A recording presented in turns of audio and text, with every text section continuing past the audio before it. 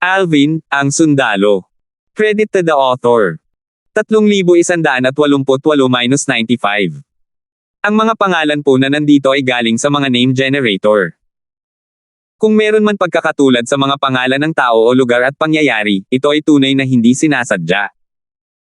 Matapos huminga ng malalim si Alvin, lumabas siya ng kanyang silid upang hanapin ang Pavilion Master ng Imperial Tutor Pavilion upang kumpirmahin na ang Profound Nether Mansion ay may kakayahang pigilan ang Phantom Fox Clan. Bagamat sinabi ng Pavilion Master na hindi kailangang matakot ang Profound Nether Mansion sa Phantom Fox Clan, hindi siya sigurado kung sinabi lamang iyon ng Pavilion Master para ipagtanggol ang prestihiyo ng mansyon. Hindi siya sigurado tungkol sa katayuan ng Profound Nether Mansion sa Southern Heaven Territory kaya naisip niyang mas mabuting kumpirmahin muli ang bagay na ito sa Pavilion Master. Nang makita ni Alvin ang Pavilion Master, prangkang nagtanong siya, "Senyor, natatakot ako na baka pumunta ang Phantom Fox Clan sa Profound Nether Mansion para kay Tanya. Kaya ba siyang protektahan ng mansyon?" Ang matandang lalaki na walang alam sa kasalukuyang sitwasyon ay nagtanong, "Anong nangyayari?" Siguro ay nakakuha ng impormasyon ang pinuno ng sangay ng Phantom Fox Clan mula sa mga mamamatay tao ng Blood Skull Gang na nagkukubli sa labas ng estate. Kung hindi niya ipapadala ang kanyang mga tauhan sa hangganan, sabi ni Alvin matapos niyang isalaysay ang nangyari sa matanda. Nagtanong ang matanda, bakit ba ang mga miyembro ng Phantom Fox Clan ay nagpupumilit na hanapin si Tanya? Ano ang hinahanap ng pinuno ng sangay? Ngumiti si Alvin ng may pag-alinlangan. "Senyor, natatakot akong hindi ako makapagsalita ng marami. Gusto ko lang malaman kung ang Phantom Fox Clan ay kumakatok sa pinto ng Profound Nether Mansion, kaya ba ng mansyon na protektahan si Tanya? Kaya ito ang iyong ikinababahala?" Umiling ang matanda. "Hindi ba't sinabi ko na ang Phantom Fox Clan ay hindi maglalakas loob na kumilos ng matapang sa harap ng Profound Nether Mansion? Nagdududa ka ba sa aking mga salita?" "Hindi naman sa nagdududa ako sa mga sinabi mo, gusto ko lang makasiguro." Medyo nahiya si Alvin. Tutal, hinanap naman niya ang matanda dahil sa pagdududa. Gayunpaman, nakahinga siya ng maluwag matapos marinig ang mga sinabi ng matanda. Hindi niya inakalang nagsisinungaling ang matanda. "Huwag kang mag-alala. Kahit na pinagsanib na puwersa ng dalawang sangay mula sa Phantom Fox Clan, wala silang kapantay sa Profound Nether Mansion." May bahid ng paghamak ang sumilay sa mga mata ng matanda nang magsalita ito. Malinaw na hindi niya masyadong iniisip ang Phantom Fox Clan. Patuloy niyang sinabi, "Huwag kang mag-alala. Ang kailangan mo lang gawin ay mag-focus sa pagpapabuti ng iyong cultivation base sa lalong madaling panahon. Hanggat nasa Profound Nether Mansion ako, hindi mo kailangang mag-alala." "Salamat, Senyor." Taos pusong pasasalamat ni Alvin sa matanda bago ito bumalik sa kanyang silid para mag-cultivate. Pagkatapos umalis ni Alvin, kumislap ang mga mata ng matanda habang bumuulong sa sarili, mukhang ang babaeng iyon ang Thousand Phantom's Ice Fox na hinahanap ng clan leader ng Phantom Fox Clan sa Seven Upper Province. Naaalala ko pang ang kinalat ng pinuno ng angkan ang balita sa black market at nag-alok ng gantimpala sa sinumang makapagbibigay ng mga pahiwatig tungkol sa kinaroroonan ng babae. Ang mga gantimpalang iniaalok ay nakakaakit kahit sa isang katulad ko. Sayang, dahil napagdesisyonan kong tumaya sa batang iyon, kailangan kong pag-isipang mabuti ang desisyong iyon. Maya-maya, bumalik ang matanda sa pagkakaupo sa tabi ng lawa at nagpatuloy sa pangingisda na parang walang nangyari. Samantala, ang pamilya at mga kaibigan ni Alvin na umalis sa lupang handog ng banal ay pinaghiwalay at ipinadala sa iba't ibang makamundong kaharian. Lahat sila ay nagkaroon ng iba't ibang engkwentro, ngunit ilan lamang sa kanila ang nakatagpo ng mga hindi inaasahang engkwentro. Gayunpaman, karamihan sa kanilang mga cultivation base ay bumuti. Ito ay dahil sinisipsip nila ang enerhiya ng langit at espirito sa lupang handog ng banal. Sa mga makamundong kaharian, walang sino man ang bilis ng cultivation ay kasing bilis ng sa kanila. Sa Purple Spike Realm, isa sa maraming makamundong kaharian sa Colossal World. "Tia Nympha, bilasan mo at umalis ka. Ililihis ko ang atensyon mo sa mga taong ito." Nag-aalalang sabi ng isang binatilyo sa babaeng katabi niya. Guwapo siya, may mga kilay na parang espada at maningning na mga mata. Sa sandaling ito, sila ay nakalutang sa gitna ng mga bituin sa paligid ng isang planeta. "Tristan, kailangan mo nang umalis. Kung may mangyari sa iyo, paano ko haharapin sina Brother Alvin at Sister Megan sa hinaharap? Ang babaeng nagsalita ay napakaganda kaya tila nagdilim ang mga bituin sa kanyang harapan. Ang binatilyo at ang babae ay walang iba kundi sina Tristan at Nympha. Kabilang sila sa mga taong iniligtas at ipinadala ni Joshua mula sa lupain ng banal na alay. Pareho silang ipinadala sa iisang makamundong kaharian, ngunit nakilala lamang ni Nympha si Tristan kalaunan. Lumipas ang ilang taon, at si Tristan ay lumaki mula sa isang inosenteng bata patungo sa isang teenager. Tia Nympha. Bago pa matapos ni Tristan ang kanyang sasabihin, isang malakas na hangin ang humampa sa kanila mula sa malayo. Hindi na kailangang mag-usap pa kayong dalawa dahil wala ni isa sa inyo ang makakatakas.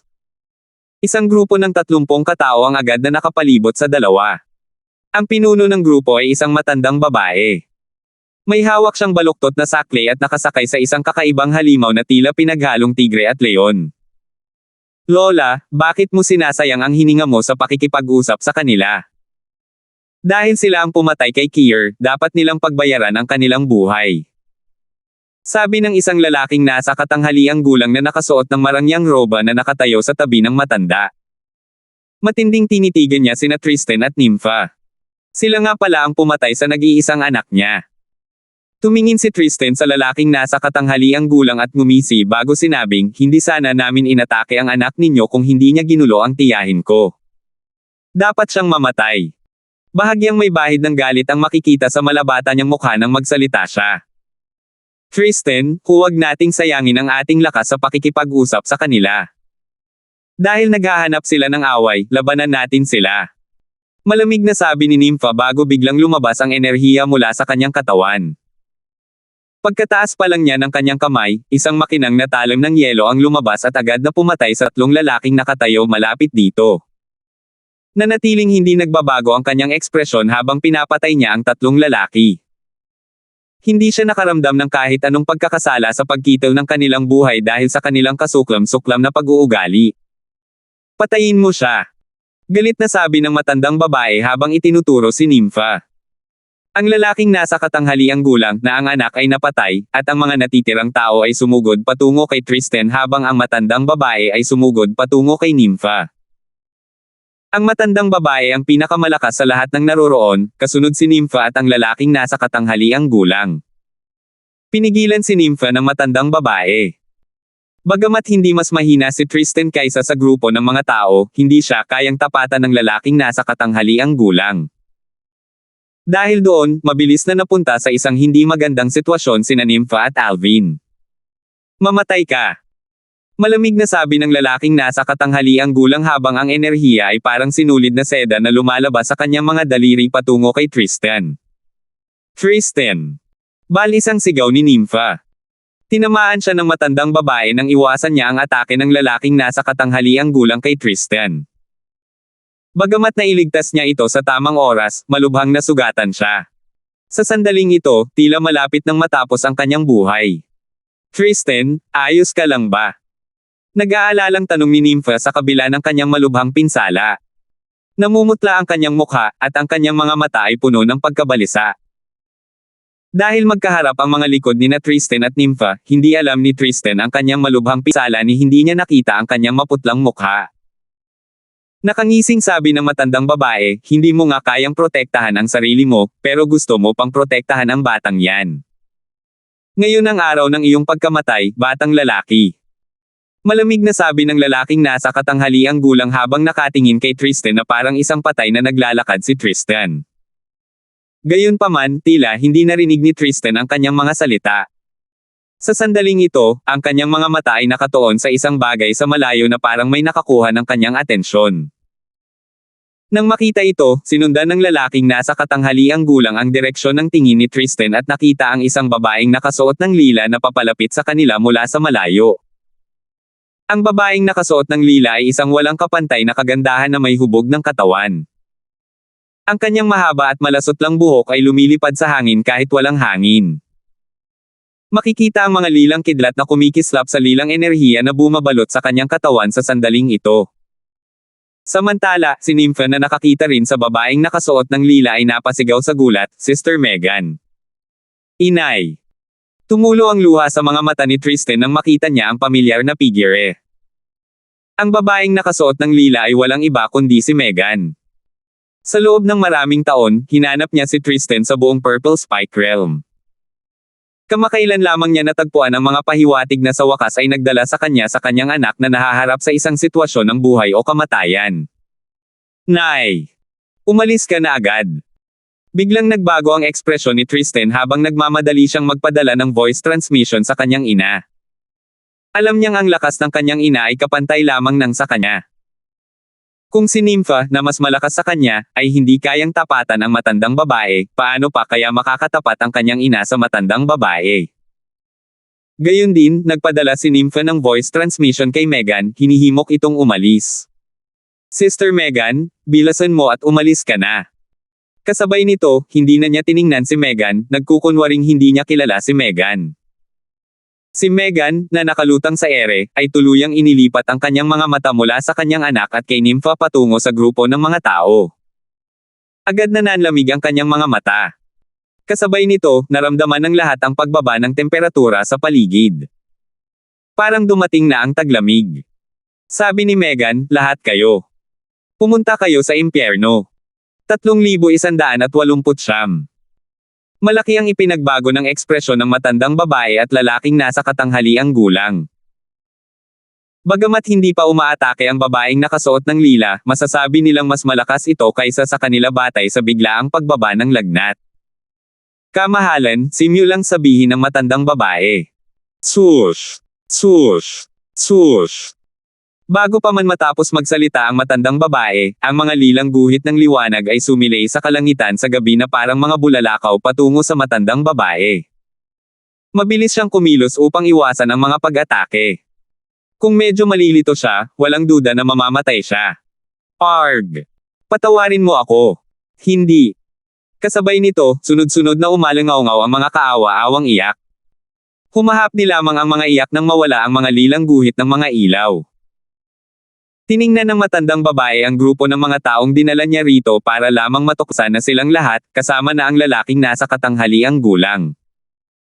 Pasensya na kung nahuli ako, sabi ni Megan bago siya naglaho at muling lumitaw sa tabi ni Tristan.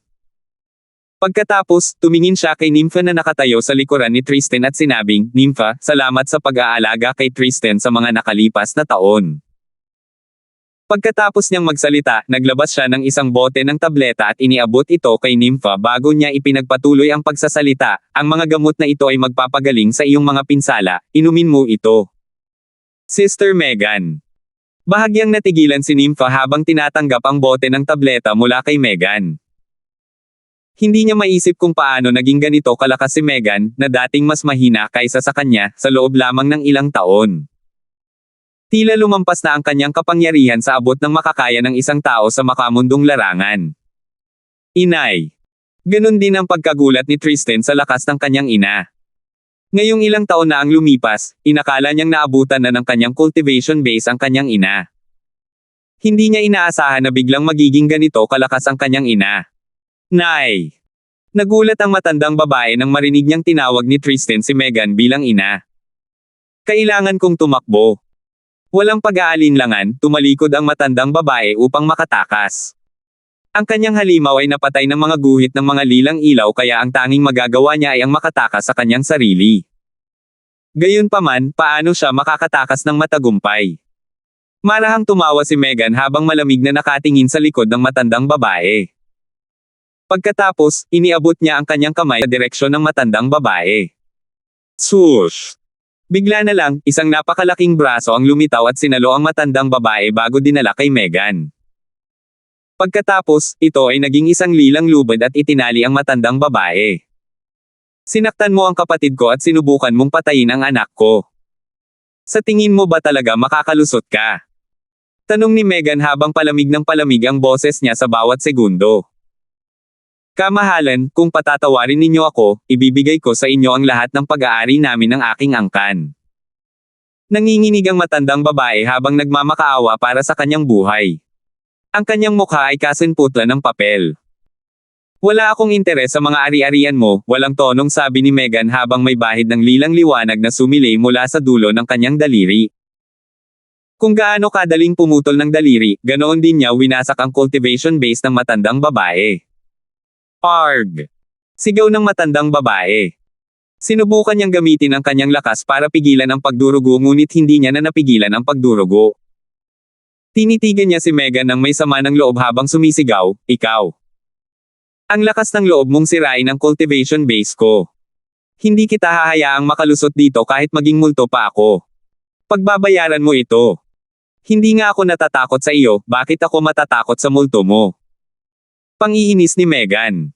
"Halika, hanapin mo ako kapag naging multo ka na. Sisiguraduhin kong lilipulin kitang muli."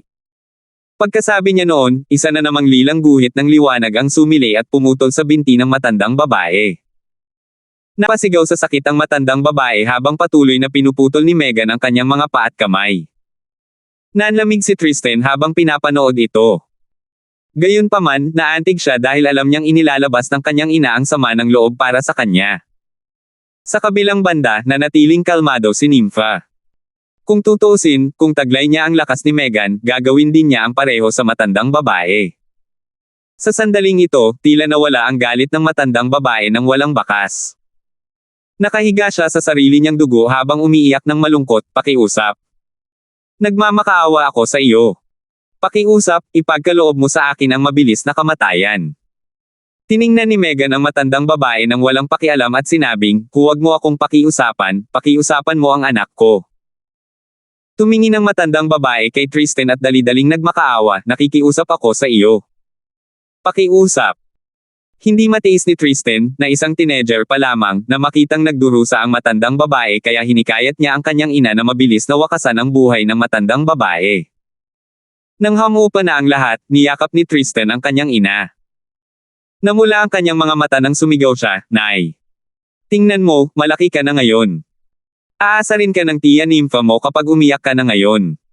Tinapik ni Megan ang likod ni Tristan habang niyayakap ito.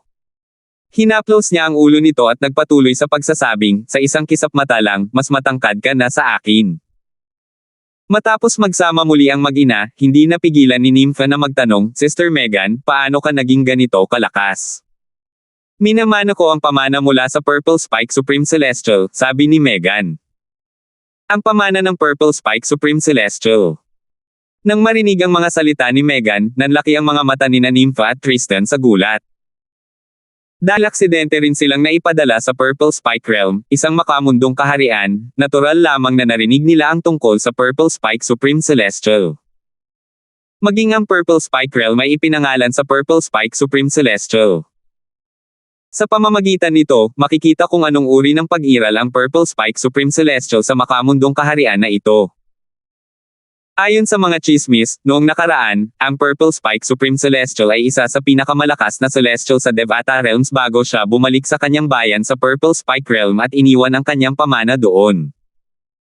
"Inay, ilang taon na ang nakalilipas, nabalitaan ko na may nagmana ng pamana ng Purple Spike Supreme Celestial. Ikaw pala iyon." Gulat na tiningnan ni Tristan ang kanyang ina. Hindi niya inaasahan na ang taong magmamana ng pamana ay ang kanyang ina. "Binabati kita, Sister Megan." Binati ni Nympha si Megan nang makabawi ito ng kanyang katinoan. "Sa totoo lang, napili lang ako dahil malapit ako sa kinaroroonan ng pamana noong dumating ako sa Purple Spike Realm. Kung ikaw ang lumitaw malapit sa pamana, mapipili ka rin sana." Mapagkumbaba si Megan. Alam niyang napili lang siya dahil nasipsip niya ang enerhiya ng espiritu ng langit at lupa sa lupang banal na alay. Noong una, hindi naintindihan ni Tristan at Nympha ang mga sinabi ni Megan. Napagtanto lamang nila ito matapos ipaliwanag ni Megan ang lahat sa kanila.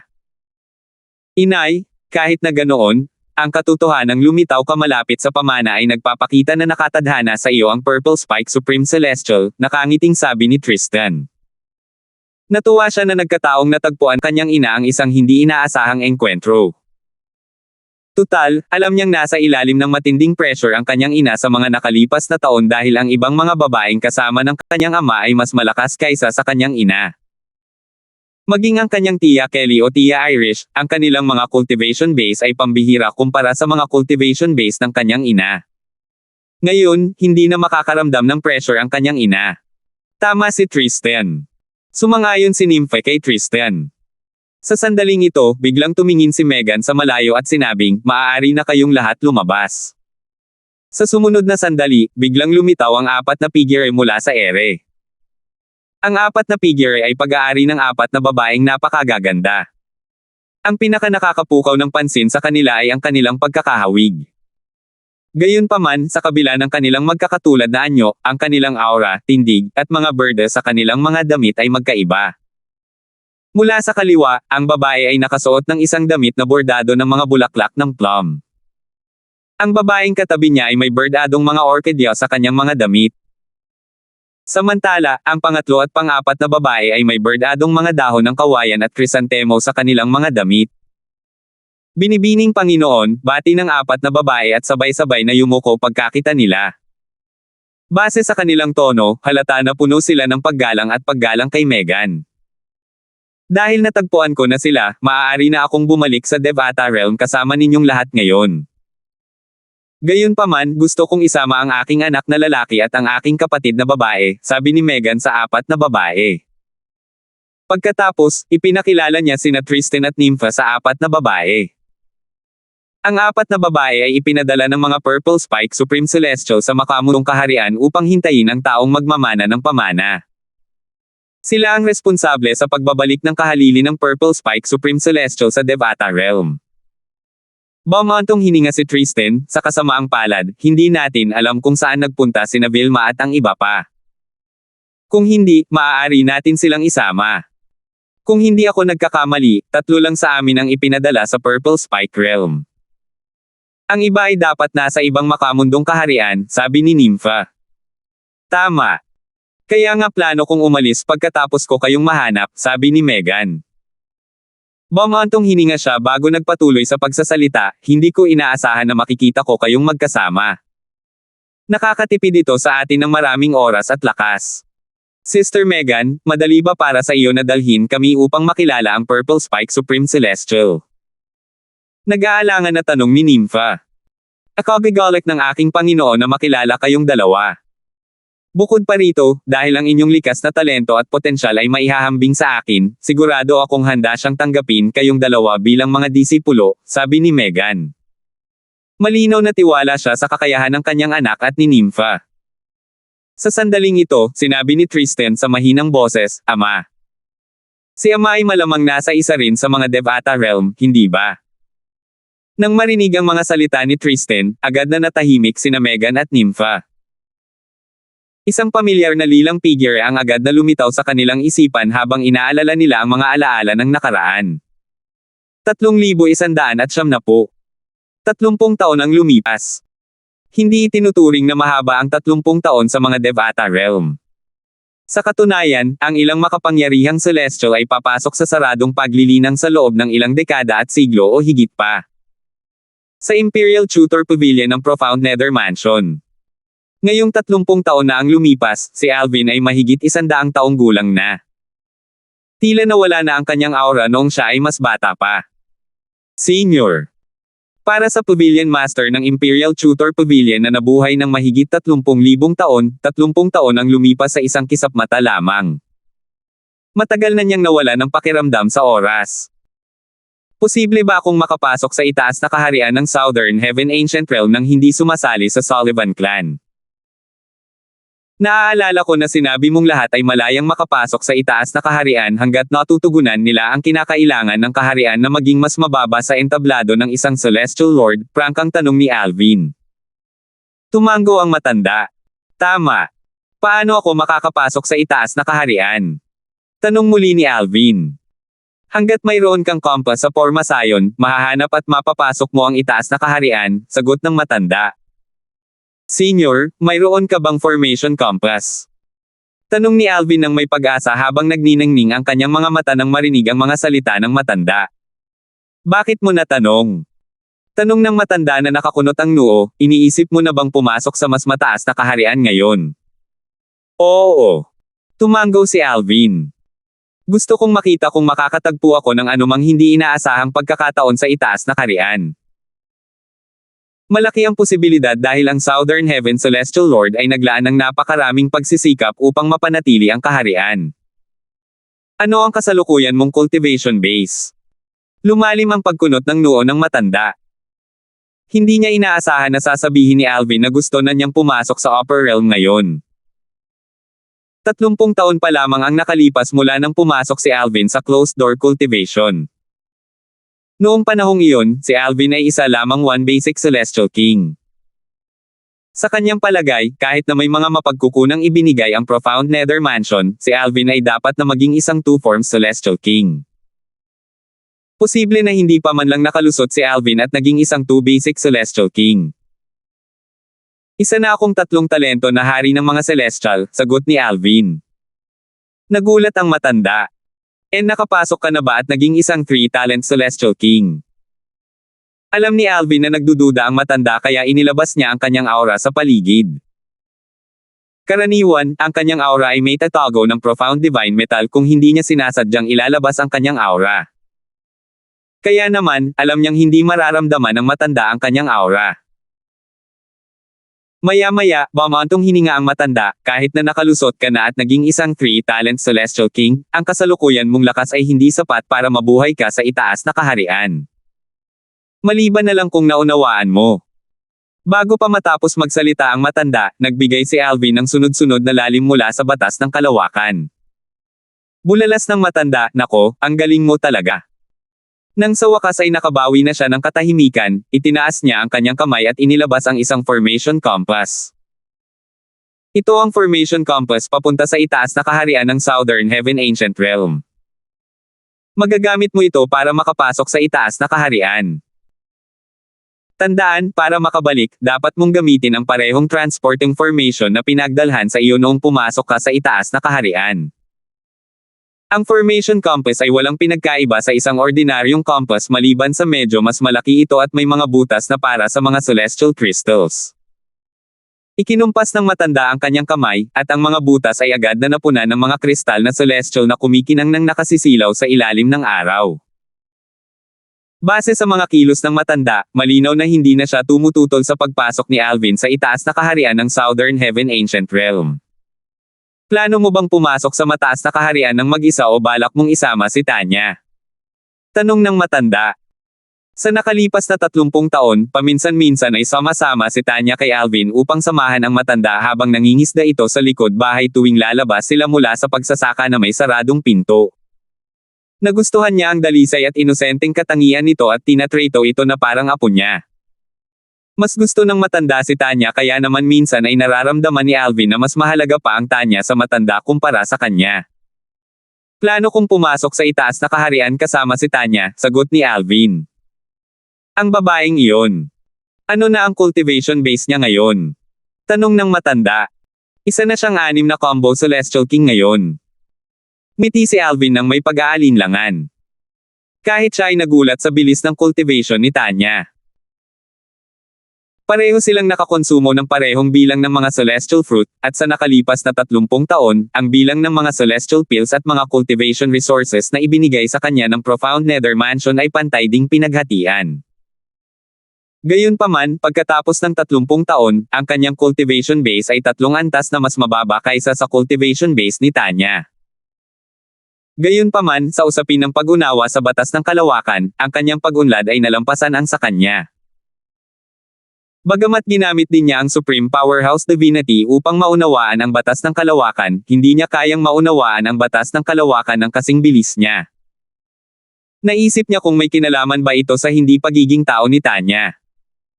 6 na combo na Celestial King. Natigilan ang matanda. Nabuhay na siya ng mahigit 30,000 taon, ngunit wala pa siyang narinig na sinuman sa Southern Heaven Territory na nagawang maging 6 na combo na Celestial King mula sa isang basic Celestial King sa loob ng 30 taon. Kahit sa 7 Upper Province, ang isang taong tulad ni Tanya na nagawang makalusot at maging 6 na combo na Celestial King mula sa isang basic Celestial King ay kasing bihira ng isang Phoenix at isang Unicorn. Napakasutil ng langit.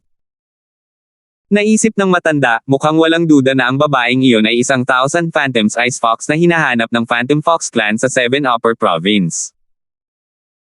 Sigurado na siya rito ngayong nalaman niyang si Tanya ay naging isang 6 combo Celestial King mula sa pagiging isang 1 basic Celestial King sa loob ng 30 taon.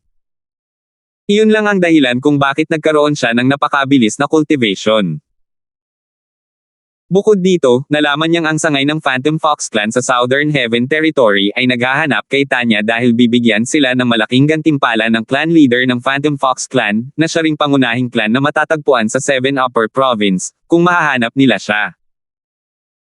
Ang mga gantimpala ay mas malaki pa kaysa sa mga gantimpalang nakapost sa black market. May isip lang kung gaano kalaki ang mga gantimpalang matatanggap ng Phantom Fox Clan kahit na ang matanda mismo ay natutokso sa mga mababang gantimpalang nakapost sa black market. Kumusta ang pagkakaintindi niya sa batas ng kalawakan? Tanong muli ng matanda pagkaraan ng ilang sandali. Ang antas ng pagkabigla nang makita niya ang lalim ng batas ng kalawakan na ginamit ni Alvin kanina ay katumbas ng pagkabigla na naramdaman niya nang malaman niya ang tungkol sa cultivation base ni Tanya. Matapos sabihin ni Alvin sa matanda ang tungkol sa pag-unawa ni Tanya sa batas ng kalawakan, bumaantong hininga ang matanda. Bagamat ang bilis ng kanyang cultivation ay hindi kayang ikumpara sa iyo sa mga tuntunin ng kasanayan sa pag-unawa. Matapos isaalang-alang ang lahat, masasabi kong ang mga kakayahan ni Tanya ay halos kapantay ng sa iyo. Humanga sana siya sa pag-unawa ni Tanya sa batas ng kalawakan kung hindi niya nakita ang demonstrasyon ni Alvin kanina. Pagkatapos ng maikling sandali, tumingin si Alvin sa matanda at nagtanong, "Senyor, maaari mo ba akong bigyan ng karagdagang impormasyon tungkol sa itaas na kaharian ng Southern Heaven Ancient Realm?" Ang itaas na kaharian ay... Mitiig ang ipinaliwanag ng matandang lalaki kay Alvin ang kanyang nalalaman tungkol sa itaas na kaharian ng Southern Heaven Ancient Realm. Ang itaas na kaharian ng Southern Heaven Ancient Realm ay naiiba sa ibabang at gitnang kaharian dahil bukas ito sa lahat ng nasa Southern Heaven Territory. Hanggat ang isang tao ay nasa Southern Heaven Territory at may hawak na formation compass, makakapasok siya sa itaas na kaharian. May mga scoreboard sa itaas na kaharian, at hindi tulad ng gitnang kaharian na nire-refresh minsan sa isang buwan, ang mga scoreboard sa itaas na kaharian ay nire-refresh minsan sa isang taon. Kapag nakapasok ka sa itaas na realm, ililipat ka muna sa isang ligtas na zona. Katulad ng mga base ng Grade 6 Celestial Mansion sa gitnang realm, ang mga kalahok ay hindi pinapayagang lumaban sa ligtas na zona. Sino mang lumaban sa ligtas na zona ay papatayin ng mamamatay taong formation sa ligtas na zona. Kahit ang pinakamakapangyarihang 10 Direction Celestial King ay hindi makakaligtas sa mamamatay taong formation sa ligtas na zona dahil ito ay itinatag ng Southern Heaven Celestial Lord, paliwanag ng matanda. Nanginig si Alvin nang marinig ang mga salitang ito. Naisip niya kung gaano kalakas ang nakamamatay na formation na ginawa ng isang may titulong Celestial Lord. Nagpatuloy ang matandang lalaki sa pagpapaliwanag, sa ligtas na zona, maaari mong kunin ang iyong Identity Jade Token. Matapos mong yukit ang iyong pangalan at patuluin ang iyong dugo sa Identity Jade Token, magiging iyo ito hanggang sa matapos ang taon, at oras na para i-refresh ang scoreboard.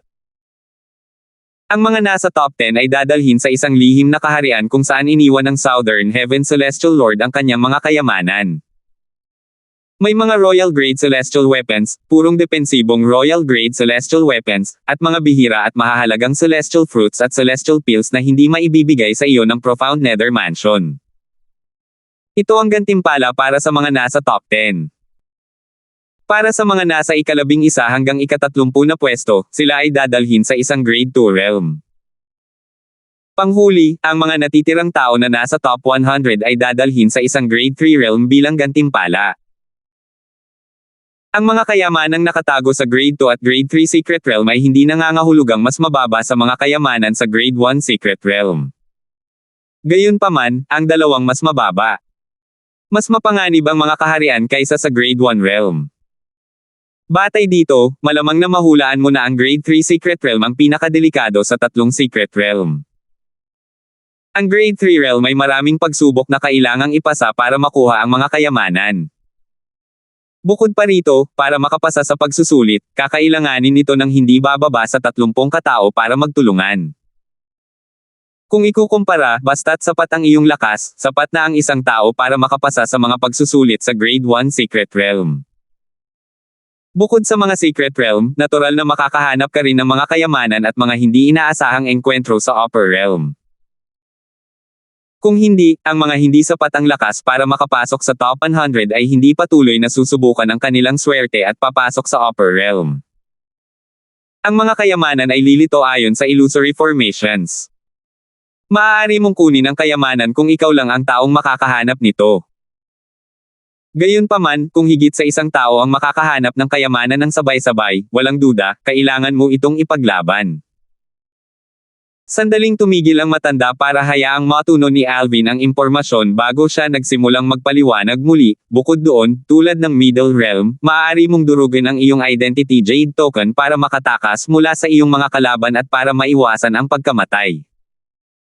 Ililipat ka sa parehong lugar na pinasukan mo. Kung gusto mong umalis ng hindi dinudurog ang iyong Identity Jade Token, kailangan mong bumalik sa ligtas na zona kung saan ka dinala noong una kang pumasok at umalis doon sa pamamagitan ng transporting formation. Dahil dito, napagpasyahan ng matandang lalaki ang lahat ng alam niya tungkol sa itaas na kaharian ng Southern Heaven Ancient Realm. 3,191. Mula sa pananaw ng Pavilion Master ng Imperial Tutor Pavilion, ang pagiging isang 3-talent Celestial King sa loob ng 30 taon ay isang kamangha-manghang tagumpay, ngunit naramdaman ni Alvin na masyadong mabagal ang kanyang pag-unlad. Kahit na may mga mapagkukunang ibinigay ang Profound Nether Mansion, inabot pa rin ako ng 30 taon para makalusot at maging isang 3-talent Celestial King. Kung magpapatuloy ito, huwag mong sabihin na aabutin ako ng hindi bababa sa 200 taon bago ako maging isang 9 Palaces Celestial King. Paano kung gusto kong makalusot at maging isang Celestial Lord? Mas magiging mahirap itong makalusot kapag naging Celestial Lord na ako, lalo na ang isang Celestial Emperor. Bukod dito, kahit na ang isang 10-direction Celestial Emperor ay makapangyarihan at maihahambing sa mga Heavenly Emperor, maaaring hindi ito sapat para iligtas si Kelly at ang iba pa mula sa Divine Offering Land. Sa pag-iisip na ito, naramdaman ni Alvin na bumigat ang bigat sa kanyang mga balikat. Kung bibigyan si Alvin ng 10,000 taon para palakihin ang kanyang cultivation base, hindi siya mag-aalala. Gayunpaman, 900 taon na lang ang natitira sa kanya. Napakaikli na ng oras na mayroon siya. Dahil dito, determinado siyang pumasok sa itaas na kaharian ng Southern Heaven Ancient Realm dahil nagbigay ito sa kanya ng pagkakataong lubos na mapabuti ang kanyang lakas.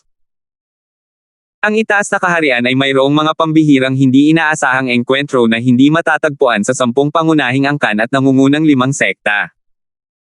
Ito ang mga salita ng Pavilion Master ng Imperial Tutor Pavilion kay Alvin ilang taon na ang nakalilipas. Kaya naman, masabik siyang pumasok sa itaas na kaharian kaysa sumali sa 10 pangunahing angkan at nangungunang 5 sekta. Bagamat isa na lamang siyang 3-talent Celestial King ngayon, kahanga-hanga ang kanyang pag-unawa sa batas ng kalawakan. Sa makatuwid, tiwala siyang mapoprotektahan niya ang kanyang sarili sa itaas na kaharian. Bukod dito, hindi siya mag-iisa sa itaas na kaharian. Bago pumasok sa itaas na kaharian ng Southern Heaven Ancient Heaven, same time na ipinaalala ng Pavilion Master kina Alvin at Tanya, tandaan na laging mag-ingat.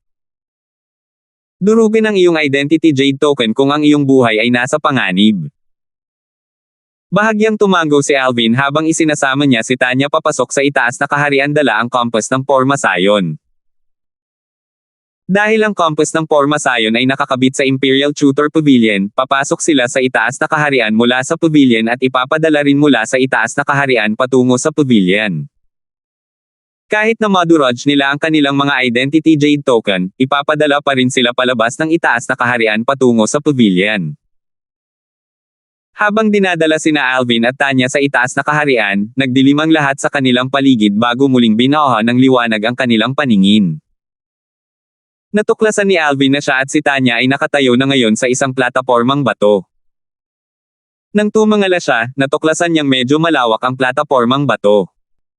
Pagkalabas pa lang ng dalawa, agad na nakakuha ng atensyon si Tanya mula sa ilang hari sa langit na kararating lang din sa itaas na kaharian. Nakatitig sila sa kanya ng tahasan na parang nasa kawalan sila ng ulirat. Kung tutuusin, halos imposibleng makahanap ng ibang babaeng kasing ganda ni Tanya. Paanong hindi mabibighani ang mga ordinaryong lalaki sa kanyang kagandahan? Tingnan mo ang ganda. Sa sandaling ito, isang mukhang ordinaryong binata ang lumapit at nagsabi, "Diyos ko, ako si Mancho, isang direktang disipulo ng Hong Clan, isa sa 10 pangunahing clan sa Southern Heaven Territory. Bakit hindi mo na lang iwan ang magandang batang ito at sumama na lang sa akin?" Sa kasamaang palad, hindi man lang sumulyap si Tanya kay Mancho. Nanatili ang tingin niya kay Alvin mula simula hanggang katapusan. Ang ngiti sa kanyang mukha ay namulaklak na parang mga bulaklak sa tagsibol habang nakatingin siya rito. Nang makita ang ngiti ni Tanya, mas lalong nawala ng malay ang mga lalaki sa paligid. Ilang sandali pa, may ilan pang sumubok na makipag-usap sa kanya. Katulad ng kanina, hindi niya sila pinansin. Dahil dito, karamihan sa mga tao ay nagsimulang ilipat ang kanilang atensyon mula sa malamig at malungkot na si Tanya patungo kay Alvin. "Nako, sino ka ba? Bakit mo iniisip na karapat-dapat ka sa walang kapantay na kagandahang ito?"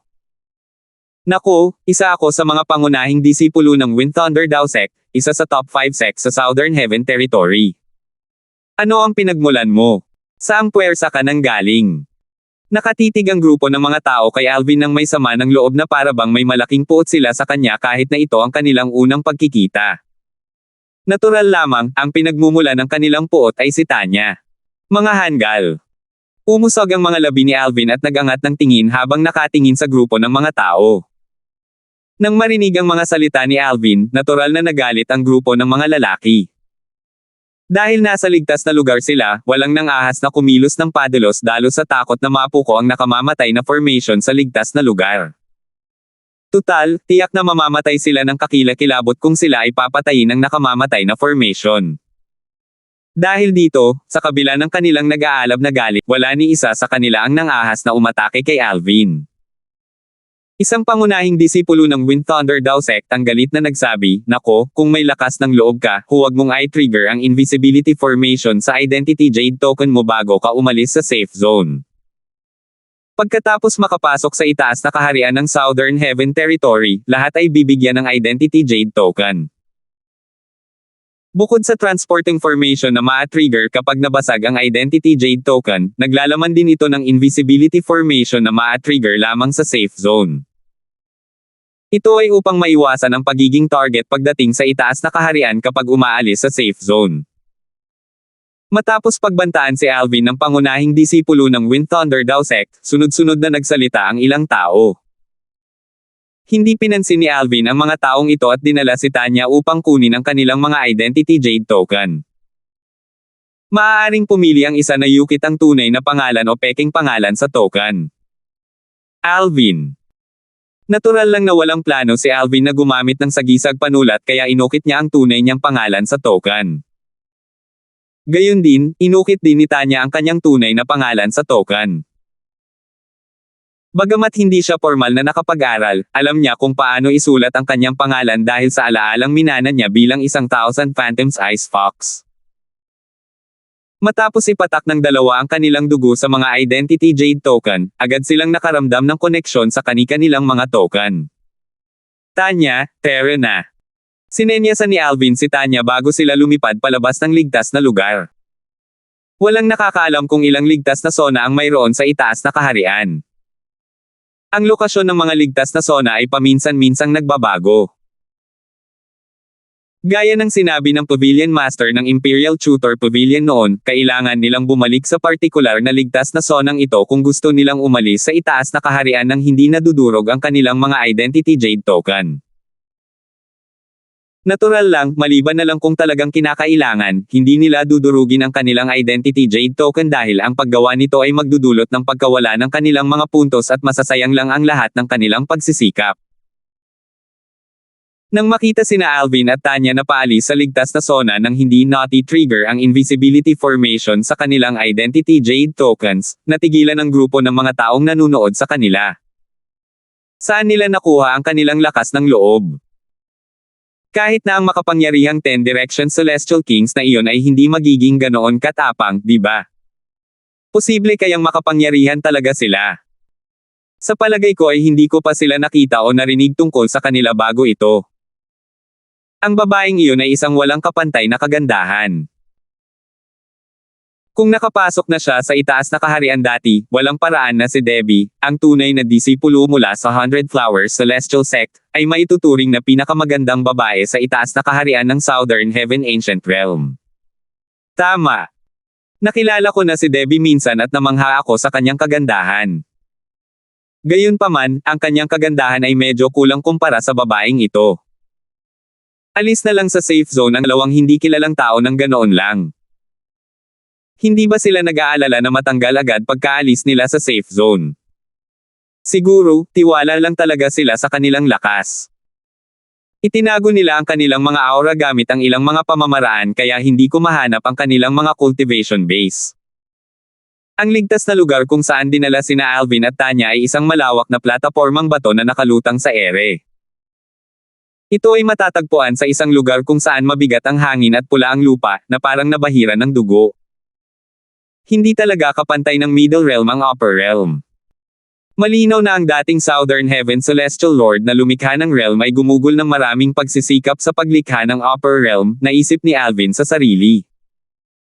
Bagamat parang totoong-totoo ang Middle Realm, ibang-iba ito sa Upper Realm. Sa Upper Realm, nararamdaman pa niya ang atmospheric pressure mula sa langit at lupa kapag lumilipad siya. Habang naglalakbay at pinagmamasdan ni Alvin ang kanyang paligid, isang pakiramdam ng kalungkutan ang bumalot sa kanya. Pakiramdam niya ay nasa isang sinaunang lugar siya ng digmaan. Sa puntong ito, medyo malayo na ang nilakbay nina Alvin at Tanya mula sa ligtas na zona. Medyo matatagalan pa sila kung gusto nilang bumalik sa ligtas na zona. Tanya, may mga taong sumusunod sa atin, sabi ni Alvin sa sandaling ito. Pagkatapos nilang umalis sa ligtas na zona, naramdaman ni Alvin na may mga taong sumusubok na siyasatin gamit ang kanilang banal na kamalayan. Ang ilan sa kanila ay mga taong kakaalis lang sa ligtas na zona at ang ilan ay mula sa mga taong nagkukubli sa labas ng ligtas na zona. Ang mga taong ito ay parang mga mandaragit na naghahanap ng biktima. Bagamat ang ilan sa kanila ay palihim na sumunod sa dalawa, wala sa kanila ang nang-ahas na gumawa ng anumang hakbang dahil hindi nila matukoy ang mga cultivation base ng dalawa. Sa sandaling ito, isang grupo ng 3 lalaki ang nag-aabang sa isang sulok habang pinapanood ang dalawa. Hoy, wala pa ngang 100 taong gulang ang babaeng yan. Hindi pa nga 100 taong gulang. Totoo. Nabigla ang 3 lalaki nang matuklasan nila ang edad ni Tanya. Nabalik ang kanilang katinoan ng makarinig sila ng malakas na ungol sa hangin. Di nagtagal, isang figure ang lumitaw mula sa kawalan at hinaranggan ang daanan nina Alvin at Tanya. Nang makita ang bagong dating, sabay-sabay na sumigaw ang 3, si Wang Chengyan, ang pangunahing disipulo ng Wind Thunder Dao Sect. 3,172. Ang Wind Thunder Dao Sect, isa sa nangungunang 5 sekta sa Southern Heaven Territory, ay isang Grade 5 sect. Lahat ng mga pangunahing disipulo sa 10 major clans at top 5 clans ng Southern Heaven Territory ay mga prodigy. Karamihan sa kanila ay mga Celestial King na wala pang 200 taong gulang. Si Wang Chen, isang pangunahing disipulo ng Wind Thunder Dao Sect, ay mahigit 100 taong gulang na, ngunit isa na siyang 10 Direction Celestial King na nakaunawa na sa lahat ng 9 na lalim mula sa batas ng metal. Bagamat hindi pa niya nauunawaan ang alinman sa mga lalim sa unang yugto, hindi dapat maliitin ang kanyang lakas. Kahit papaano, ang grupo ng 3 lalaki nagkukubli sa isang sulok ay hindi maglalakas loob na atakihin si Wang Chen kahit na hindi ito alam ni Wang Chen. Nako, hindi ko inakalang magiging ganito kalakas ang loob mo na hindi paganahin ang invisibility formation kapag umaalis sa safe zone. Ngumisi si Wang Chen habang nakatingin kay Alvin. Tiwala rin siya na makakaalis sa safe zone nang hindi kinakailangang gamitin ang invisibility formation, ngunit natatakot siyang matuklasan nina Alvin at Tanya ang kanyang presensya kapag sinusundan niya sila kaya't na-trigger niya ang invisibility formation sa kanyang identity jade token. Kapag na-trigger na ang invisibility formation, dahil sa mga paghihigpit ng formation, hindi na makakaatake ang isa. Pinigilan nito ang mga tao na gamitin ito para maglunsad ng mga palihim na pag-atake. Matapos alisin ang invisibility formation, mawawala lamang ang mga paghihigpit pagkatapos ng 3 paghinga. Sa loob ng 3 paghingang ito, hindi na makakaatake ang isa, ngunit hindi rin makakaatake ang iba. Ang invisibility formation ay nagsisilbi rin bilang isang napakalakas na depensibong formasayon. Karaniwan, hindi posible para sa mga ordinaryong identity jade token na magdala ng ganitong makapangyarihang mga formasayon. Posible lamang ito dahil ang mga token ay may koneksyon sa itaas na kaharian ng Southern Heaven Ancient Realm. Bakit ako matatakot? Mahinahong tiningnan ni Alvin ang binata na hamarang sa kanilang daan. May kaunting impresyon siya sa binata. Ang binata ay isa sa mga taong nag-iingay kanina sa ligtas na lugar. Malabo niyang naalala na sinabi ng binata na siya ay mula sa Wind Thunder Dao Sect. Tandaan mo na ang taong papatay sa iyo ngayon ay si Wang Chen, isang pangunahing disipulo ng Wind Thunder Dao Sect. Ipapakita ko sa kagandahang ito na hindi karapat-dapat manatili sa tabi niya ang isang mahinang tulad mo. Pagkatapos magsalita ni Wang Chen, ang kanyang celestial origin energy na pinalakas ng batas ng metal elemental profundity ng metal ay biglang lumabas sa kanyang katawan. Kasabay nito, tiningnan niya si Tanya na nakatayo sa tabi ni Alvin ng may kahulugan. Sa kasamaang palad, natuklasan niya na hindi man lang siya nito sinulyapan mula simula hanggang katapusan. Hindi niya maiwasang makaramdam ng pagkatalo. Dahil dito, tumaas ang kanyang galit. Tinitigan niya si Alvin habang ang kanyang hangering pumatay ay sumilay sa kanyang mga mata, nagpas siyang ilabas ang kanyang galit kay Alvin. Tatapusin kita ngayon. Gumalaw si Wang Chen pagkasabi niya. Kasabay nito ay lumitaw ang isang espada sa kanyang kamay. Base sa aura nito, malinaw na ang espada ay medyo kakaiba. Isang Royal Grade Celestial Sword. Tumaas ang kilay ni Alvin nang maramdaman niya ang aura ng espada. Samantala, ang mga nakapaligid ay nag-uusap habang pinapanood si Wang Chen na sumugod patungo kay Alvin. Dahil hindi pa nila naririnig si Alvin, inakala nilang isa lamang itong walang kwenta. Dahil dito, inakala nilang lahat na tiyak na mamamatay si Alvin. Nakatakdang mapahamak ang binata na nakasuot ng lila. Bagamat si Wang Chen ang pinakamahina sa mga pangunahing disipulo ng Wind Thunder Dao Sect, isa pa rin siyang persang dapat isaalang-alang. Tama iyan. Sa mataas na kaharian, hindi maaasahan ng mga ordinaryong tao na matalo si Wang Chen.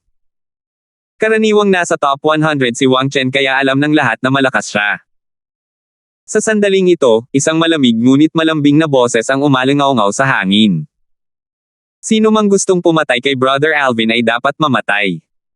Ang taong nagsalita ay walang iba kundi si Tanya na nakatayo sa tabi ni Alvin. Ang kanyang banayad na titig habang nakatingin kay Alvin ay naging malamig nang tumingin siya kay Wang Chen. Ang tingin sa kanyang mga mata ay napakalamig na parang kayang gawing yelo ang tubig. Swoosh! Walang anumang babala, nawala si Tanya bago siya muling lumitaw sa harap ni Alvin. Ang kanyang celestial origin energy na pinalakas ng batas ng space elemental profundity ng kalawakan ay biglang lumabas. Hindi inakala ng mga nakamasid na matatalo ni Tanya si Wang Chen nang matuklasan nila ang kanyang cultivation base, ngunit gulat pa rin sila sa kanyang cultivation base matapos nilang malaman na wala pa pala siya sa edad na 100. Ang magandang babaeng ito ay isang 6 combo celestial king. Sandali lang. Wala pa siya sa 100 taong gulang. Isa siyang 6 combo celestial king na wala pa sa 100 taong gulang. Saan nanggaling ang ganito kalaking talento? Totoo. Wala pa nga siyang 100 taong gulang. Hindi nagtagal at naramdaman ng mga tao ang batas na naunawaan ni Tanya nang ilabas niya ang kanyang celestial origin energy. Naunawaan niya ang batas ng kalawakan. Kasabay nito, napakunot ang noo ni Wang Chen nang makita niyang pinoprotektahan ni Tanya si Alvin. Gayunpaman, natawa siya nang maramdaman ang cultivation base nito. Isang 6 na combo na Celestial King. Sigurado si Wang Chen na ang isang 6 combo Celestial King ay hindi banta sa kanya, kaya naman, hindi niya sineryoso si Tanya. Madali lang para sa kanya na paglaruan ito. Bigla na lang siyang natauhan. Natuklasan niya na tila nagyelo ang espasyo sa paligid niya, at tila napigilan siya. Ang restraining DPT ng batas ng kalawakan. Ano ang malaking problema? Madali akong makakawala sa restraining DPT na ginagamit ng isang 6 combo Celestial King. Ikinumpas ni Wang Chen ang kanyang espada. Isang gininto ang enerhiya ang sumabog habang sinusubukan niyang kumawala. Swoosh! Kasabay nito, sinubukan ni Wang Chen na kumawala, ang hangin sa paligid niya ay nagsimulang mag-iba at pumihil upang pigilan siya. Sa kasamaang palad, sandali lamang siyang natigilan bago biglang naubos ang kanyang enerhiya. Bang! Nang lumapag ang ginintoang enerhiya ni Wang Chen, ang espasyo ay nag-iba at umugong, ngunit ang pagpipigil ay hindi naputol. Nanlaki ang kanyang mga mata, at ang kanyang ekspresyon ay lubhang nagbago. Paano ito nangyari? Imposible para sa restraining profundity na inihagis ng isang 6-combo Celestial King na makayanan ang ataking ito. Maliban na lang. Maliban na lang kung naunawaan na niya ang restraining profundity sa unang yugto. Hindi naging mahirap para sa mga nanood na magkaroon ng parehong conclusion na natanggap ni Wang Chen. Natural lamang na nagulat sila sa natuklasang ito. Nang muling tumingin sila kay Tanya, makikita ang bahid ng pag-iingat at pagiging seryoso sa kanilang mga mata. Ang isang 6-combo Celestial King na wala pang 100 taong gulang ay isa ng napakalaking talento, ngunit naunawaan na rin niya ang batas ng kalawakan na restraining profundity hanggang sa unang yugto. Swoosh! Ngayong natuklasan ni Wang Chen na naunawaan na ni Tanya ang batas ng restraining DPT ng kalawakan sa unang yugto, naging seryoso siya. Muli siyang sumugod. Sa pagkakataong ito ay sumugod siya ng buong lakas. Gamit ito, matagumpay niyang nakawala sa restraining DPT. Ano man ang mangyari, isa pa rin siyang 10 Direction Celestial King. Kung pag-uusapan ng cultivation base, mas mababa si Tanya kaysa sa kanya. Pagkatanggal ni Wang Chen sa pagkakatali, nakita niya ang isang figure na lumitaw sa harap niya. Si Tanya na nakatayo sa harap ni Wang Chen ay hindi nag-aksaya ng oras at agad na lumikha ng isang space territory. Kasabay nito, 3 luhang panlupa ang lumitaw sa paligid ni Wang Chen, na nakapalibot sa kanya sa hugis at sulok. Bago pa siya makahinga matapos umatake ng buong lakas para makawala, isang kulay abong sinag ng espada ang lumitaw sa bawat luhang panlupa.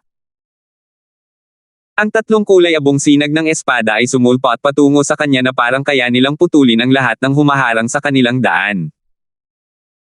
Walang magiging problema si Wang Chen sa pagtataboy ng 3 sinag ng espada gamit ang kanyang buong lakas. Gayunpaman, ginamit niya ang lahat ng kanyang lakas para makawala sa pagkakatali kaya imposibleng magamit niya muli ang lahat ng kanyang lakas ng ganito kaga. Dahil dito, determinado niyang inihanda ang kanyang mga depensa. Maya-maya, isang ginintong liwanag ang sumilay. Ang kanyang balat ay tila nababalutan ng ginto, na nagmumukha siyang isang ginintoang estatwa. Kasabay nito, maraming gininto ang harang sa enerhiya ang itinayo sa paligid niya, na pinoprotektahan siya sa lahat ng direksyon. Sa kabila ng paglakas ng kanyang depensa, bahagyang kinakabahan si Wang Chen. Patuloy na nagbabago ang kanyang ekspresyon habang nakatingin sa kulay abong sinag ng espada. Naisip niya sa sarili, nonawan na rin ba niya ang cross-dimensional/profundity sa unang yugto? Kung ang kanyang mga sinag ng espada ay lumagpas sa aking unang linya ng depensa, dudurugin ko ang aking Identity Jade Token. Seryoso ang ekspresyon ni Wang Chen habang tinitingnan ang mga atake mula sa cross-dimensional/profundity. Hindi na siya kasing walang hiya gaya ng dati. Samantala, muling nagulat ang mga nanood. Paanong ang dilag na ito na wala pa sa 100 taong gulang ay naging ganito kasumpungin? Sa sandaling ito, nagpadala si Alvin ng paalala kay Tanya sa pamamagitan ng voice transmission.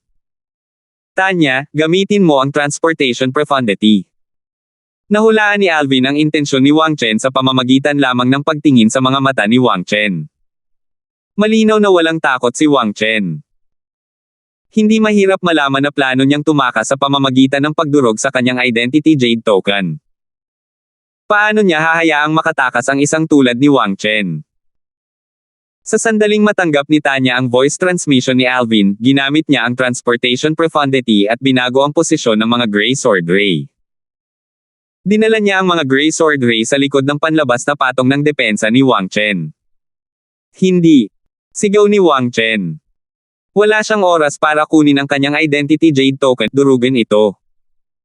Nakatingin lamang siya habang ang 3 kulay abong sinag ng espada ay lumalabag sa kanyang depensa. Isang translucent na baluti ang lumitaw kay Wang Chen bago tumama sa kanya ang abuhing sinag ng espada. Ito ay malinaw na gawa ng isang purong depensibong King Grade Celestial Weapon. Sa kasamaang palad, tatlong abuhing sinag ng espada ang madaling sumire sa mga depensa nito. Dahil dito, ang abuhing sinag ng espada ay tumago sa katawan ni Wang Chen at naglaho sa hangin. Huminga ng malalim ang mga nanood habang pinapanood nila si Tanya na patayin si Wang Chen. Nakakatakot. Isa ba talaga siyang 6 combo Celestial King? 3,173. Si Wang Chen ay isang pangunahing disipulo ng Wind Thunder Dao Sect. Ang kanyang cultivation base ay umabot na sa antas ng isang 10 Direction Celestial King, at mayroon din siyang Royal Grade Celestial Weapon. Gayunpaman, siya ay napatay ng isang babaeng wala pang 100 taong gulang sa loob lamang ng ilang paghinga. Gamit ang batas ng Transportation DPT ng Kalawakan, nalampasan niya ang mga panlabas na depensa ni Wang Chen sa pamamagitan ng pagdadala ng mga kulay abong sinag ng espada sa likod ng mga harang. Sigurado akong hindi iyon inaasahan ni Wang Chen. Wala na siyang oras para durugin ang kanyang Identity Jade Token para makaalis sa itaas na kaharian. Talagang sumugal si Wang Chen sa pamamagitan ng paghihintay na madurage ang kanyang Identity Jade Token. Maaari niya sanang madurage ang kanyang token sa sandaling gamitin ng babae ang cross-dimensional profundity. Bueno, tinanggap niya ang panganib na iyon at ibinuhos ang kanyang buhay. Karamihan sa mga nanunood ay naniniwalang namatay si Wang Chen dahil sa kanyang pagiging pabaya. Sa sandaling ito, ang mga nanunood ay mataimtim na nakatingin sa puting figure. Bagamat ang taong iyon ay isang 6 combo Celestial King lamang, naunawaan na niya ang dalawang lalim mula sa batas ng Kalawakan hanggang sa unang yugto. Nasaksihan nila ang paggamit niya ng Restraining Profundity at ng Cross-Dimensional Profundity na naunawaan na hanggang sa unang yugto. Samantala, matapos mapatay si Wang Chen, mabilis na kinuha ni Tanya ang kanyang Spatial Ring. Pagkatapos, bumalik siya sa tabi ni Alvin at ibinigay ang singsing kay Alvin. Bukod doon, ibinigay din niya kay Alvin ang Royal Grade Celestial Sword ni Wang Chen at ang purong depensibong King Grade Celestial Weapon. Kapatid na Alvin. Matapos itago ni Alvin ang dalawang Celestial Weapons, inangkin niya ang pagmamayari ng Spatial Ring sa pamamagitan ng pagpatulo ng kanyang dugo dito. Tiningnan niya ito at natuklasan ang mga bundok ng Celestial Crystals, mga halamang gamot, at ilang kakaibang piraso ng metal sa loob ng singsing. Ito ba ang Wind Shadow Escape Talisman? Di nagtagal, natuklasan ni Alvin ang dalawang Celestial Talisman sa loob ng singsing.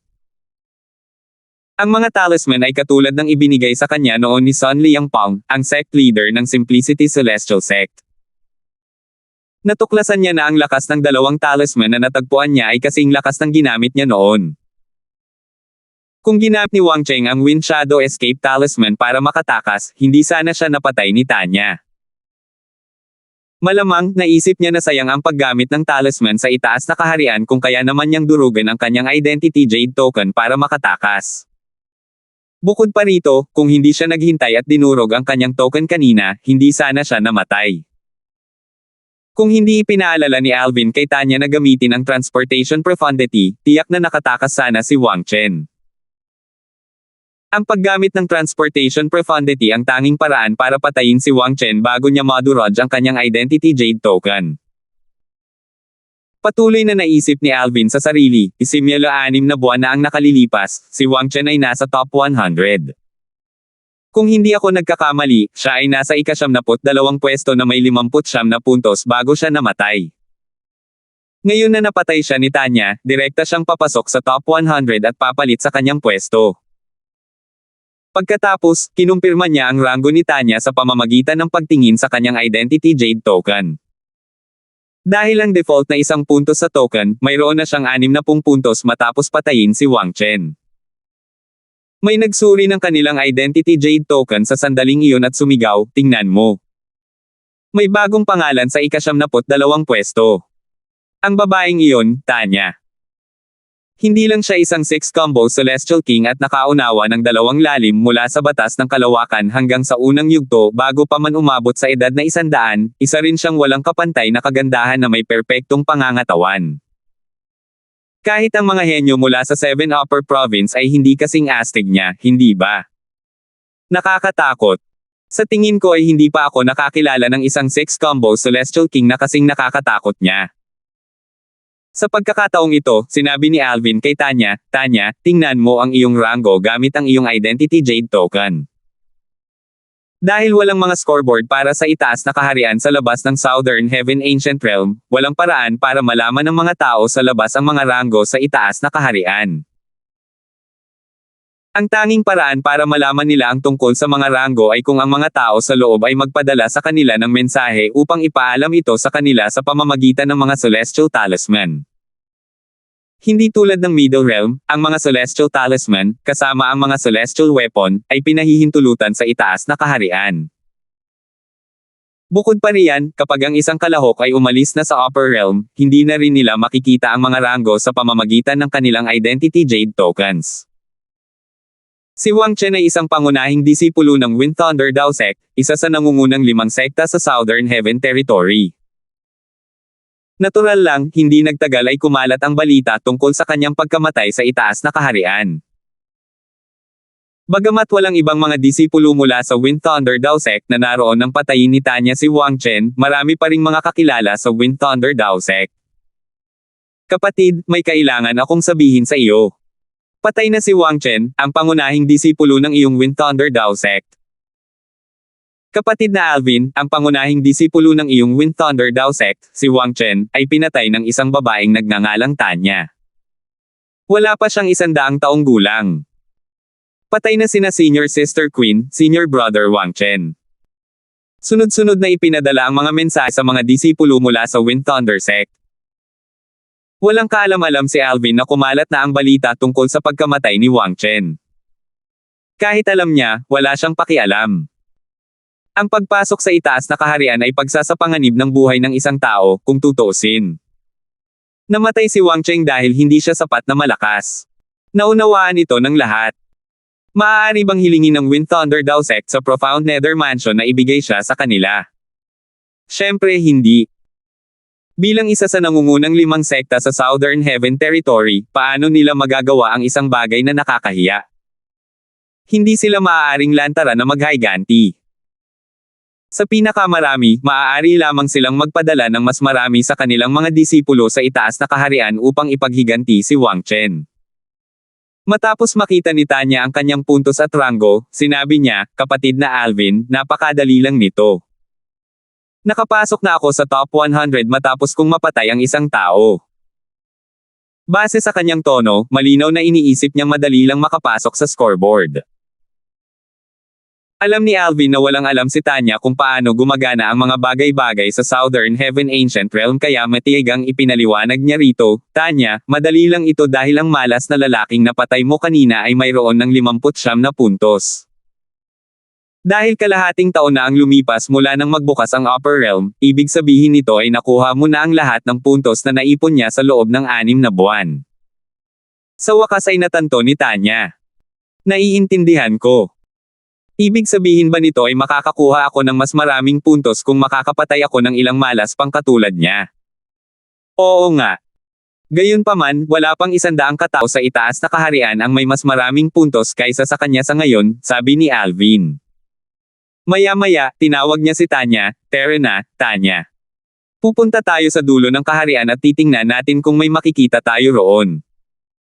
Habang papunta sina Alvin at Tanya sa kabilang direksyon ng ligtas na zona, natahimik ang lahat ng nasa paligid habang dumadaan ang dalawa sa kanila. May ilan pang ang nakalimutan na na-trigger nila ang invisibility formation sa kanilang mga identity token kaya pinigilan nila ang kanilang mga hininga nang dumaan ang dalawa sa kanila. Nakahinga lamang sila nang maluwag nang mawala ang dalawa sa kanilang paningin. Pagkatapos, nagsimula silang mag-usap muli. Karamihan sa kanila ay mausisa tungkol kay Tanya. Sa itaas na kaharian ng Southern Heaven Ancient Realm, maraming ordinaryong Celestial King ang pumiling makipagsanib puwersa sa iba para makakuha ng mas maraming puntos. Natural lang, makikipagtulungan lamang sila sa malalapit na kaibigan o sa mga taong pinagkakatiwalaan nila. Kung hindi, walang garantiya na hindi sila pagtataksilan. Sa sandaling ito, ang lahat ng mga taong ito na nagtipon ay same time na nag-isip-isip sa kanilang mga sarili. Narinig mo na ba ang tungkol sa babaeng ito? Hindi ko pa siya naririnig. Sa katunayan, sigurado akong ito ang unang pagkakataon na lumabas ang pangalan niya sa scoreboard sa mas mataas na antas ng lipunan. Hindi ko pa rin siya naririnig noon. Kung hindi ito ang unang beses niya rito, imposibleng walang nakakakilala sa kanya. Isasantabi ang kanyang lakas, ang kanyang kagandahan lamang ay sapat na para maging tanyag siya sa Southern Heaven Territory, lalo na sa itaas na kaharian. Tama. Dapat ito ang unang beses niya rito. Nag-iwan ng malalim na impresyon si Tanya sa mga taong naroon. Maraming lalaki ang naiinggit kay Alvin dahil sa pagkakaroon ng walang kapantay na kagandahan sa kanyang tabi. Lahat sila ay mga lalaki, ngunit bakit napakaswerte ni Alvin? Ano ang espesyal sa kanya? Samantala, isang hindi kapansin-pansing binata na nakasuot ng abuhing roba ang nakatayo sa gitna ng mga nanunood habang bumubulong sa sarili, ang kanyang kagandahan, at ang kanyang talento. Bukod doon, wala pang 100 taong gulang siya at nakasuot ng puting roba. At ang gwapong binata na nakasuot ng lilang roba na kasama niya. Maaari kayang si Alvin ang binata. Kung gayon, siya marahil ang Thousand Phantoms Ice Fox na binanggit ng pinuno ng sangay, tama ba? Pagkatapos ng ilang sandali, nagpadala ng mensahe ang binata na nakaabong damit. Hindi nagtagal ay nakatanggap siya ng tugon na nagtatanong tungkol sa pagdating ni Alvin. Matapos niyang ilarawan ang hitsura ni Alvin, isa pang tugon ang dumating. Batay sa iyong paglalarawan, dapat siyang si Alvin. Nakilala ko siya minsan noong bumisita ako sa Profound Nether Mansion kasama ang aming pinuno ng sangay.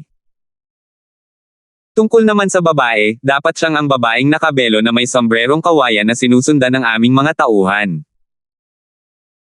Bukod dito, ayon sa mga lalaking ipinadala namin sa hangganan upang imbestigahan ang bagay na ito, sinasabing ang babaeng sumama kay Alvin noong siya ay nasa hangganan ay tinatawag ding Tanya.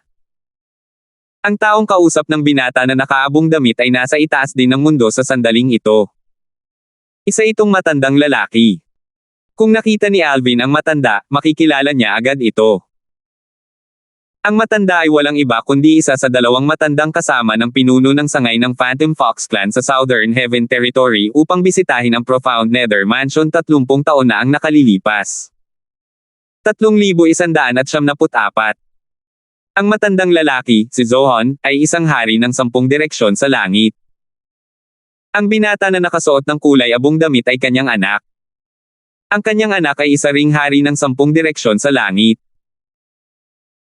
Sa kabila ng pagkakaroon ng katulad ng mga cultivation base, ang kanyang anak ay mas mahina kaysa sa kanya dahil 8 lalim lamang ang naunawaan ng kanyang anak mula sa batas ng kalawakan.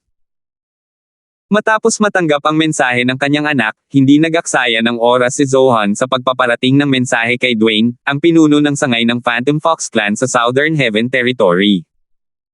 Si Alvin ay nasa itaas na kaharian kasama ang ginang na pinaghihinalaan nating Thousand Phantoms Ice Fox. Nanlaki ang mga mata ni Dwayne sa gulat nang marinig ang mensahe. Matapos kumpirmahin ni Dwayne na pamilyar si Alvin sa babaeng sinusundan ng kanyang mga tauhan bago sila namatay, sabik siyang kumpirmahin na ang babae ay tunay ngang isang Thousand Phantoms Ice Fox. Kung siya nga ang Thousand Phantoms Ice Fox, aabisuhan niya ang pangunahing angkan sa 7 Upper Province upang makapagpadala sila ng mga elite para ilayo siya kung hindi siya sapat na malakas para ilayo siya sa Profound Nether Mansion. May mga tituladong Celestial Lord sa pangunahing angkan na higit pa sa may kakayahang ilayo ang babaeng iyon mula sa Profound Nether Mansion. Ang mga tituladong Celestial Lords ay kasing lakas ng Southern Heaven Celestial Lords.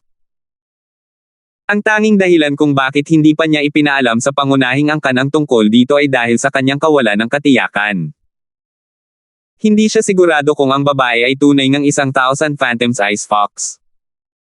Kung siya ay nagkakamali, maaaring hindi matuwa ang mga mula sa pangunahing angkan. Kung magagalit siya sa mga tituladong Celestial Lord sa pangunahing angkan, hindi niya kayang tiisin ang mga kahihinatnan. Hindi na siya isang 10 Direction Celestial Duke at naging isang 6 Combo Celestial King na. Bukod pa rito, naunawaan na niya ang 2 lalim mula sa batas ng kalawakan, ang Restraining Profundity at ang Cross-Dimensional/Profundity, hanggang sa unang yugto. Medyo nabigla si Dwayne sa impormasyong ito kahit na marami na siyang naranasan at nakita bilang branch leader ng Phantom Fox Clan. Hindi pa niya naririnig ang sino man na may ganitong talento na kahanga-hanga. Kahit ang huling Thousand Phantoms Ice Fox na lumitaw sa angkan ay walang ganoong talentong kayang humamon sa langit. Sa loob lamang ng 30 taon, ang kanyang cultivation base ay tumaas mula sa pagiging isang 10 Direction Celestial Duke patungo sa pagiging isang 6 Combos Celestial King. Bukod dito, naunawaan niya ang isa sa 4 na kataas-taasang batas. Malungkot ang ekspresyon ni Dwayne habang bumubulong sa sarili, ngayong isa na siyang Celestial King, hindi ko masasabing siya nga ba ang Thousand Phantoms Ice Fox kung sadyang tinatakpan niya ang kanyang aura. Kumislap ang mga mata niya sa sandaling ito. Dapat ko bang ipaalam ito sa pangunahing angkan kahit hindi ako sigurado? Hindi, maghihintay pa ako ng kaunti. Marahil, maaaring magbago ang sitwasyon. Pagkatapos huminga ng malalim, nagpadala si Dwayne ng mensahe kay Zohan. Elder Zohan, tanungin mo ang babae para sa karagdagang impormasyon kung maaari. Naiintindihan ko. Matapos matanggap ni Zohan ang utos mula kay Dwayne, tinanong niya ang kanyang anak kung saan umalis sina Alvin at Tanya. Hindi tulad ng mga base ng Grade 6 Celestial Mansion sa gitnang realm ng Southern Heaven Ancient Realm, ang mga lokasyon ng mga ligtas na zona sa itaas na realm ay hindi magbabago. Tanging ang mga lokasyon ng mga kayamanan at mga lihim na realm lamang ang magbabago. Dahil dito, walang naging problema si Zohan sa paghahanap ng kanyang daan matapos makatanggap ng mga direksyon mula sa kanyang anak. Maraming tao ang nakasalamuhan ni na Alvin at Tanya habang naglalakbay. Sa kasamaang palad, wala ni isa sa kanila ang nakapasok sa top 100 sa scoreboard. Natural lang na napatay ni Alvin ang mga taong ito sa isang kisap-mata lamang. Hindi niya sila pinatay dahil walang alitan sa pagitan nila. Dahil sa dami ng mga taong napatay ni Alvin, matapos silang mapalabas mula sa itaas na kaharian, hindi nagtagal ay kumalat ang balita tungkol sa pagkakaroon ng isang binata na nakasuot ng lila na may taglay na lakas ng isang 10 Direction Celestial King kahit na isa siyang 3 Talent Celestial King sa itaas na kaharian. Napagpasyahan ng mga tao na si Alvin ay nagtataglay ng lakas na maihahambing sa isang 10 Direction Celestial King dahil mayroong ilang 9 Palaces Celestial King at isang 7-star Celestial King sa mga taong kanyang naalis. Sa kabila ng pagkatanggal ng ilang tao, mahigit 30 puntos lamang ang naipon ni Alvin. Masyadong kaunti ang mga puntos para lumabas ang kanyang pangalan sa scoreboard. Sa sandaling ito, napaisip si Alvin ng malakas habang pinagmamasdan ang lupain sa ibaba habang lumilipad sa himpapawid, iniisip ko kung gaano kalaki ang itaas na kaharian. Samantala, hinawakan ni Tanya ang braso ni Alvin habang sinusundan siya nito. Tila pareho silang tunay na magkapareha. Sa sandaling ito, isang nakakatakot na tawa ang umalangaw-ngaw sa hangin. Napakagandang magkasintahan. Hindi nagtagal at nakita ni na Alvin at Tanya ang isang malamulto na figure sa di kalayuan, na papalapit ng papalapit sa kanila. Sa loob lamang ng maikling sandali, isang figure na nababalot ng mahabang itim na damit ang lumitaw, na hamarang sa daanan ni na Alvin at Tanya. Ang figure ay pagmamayari ng isang payat na matandang lalaki. Napakapayat niya kaya't ang kanyang mukha ay parang nakalubog, at para siyang isang supot ng mga buto. Isa siyang hari ng 10 direksyon sa langit.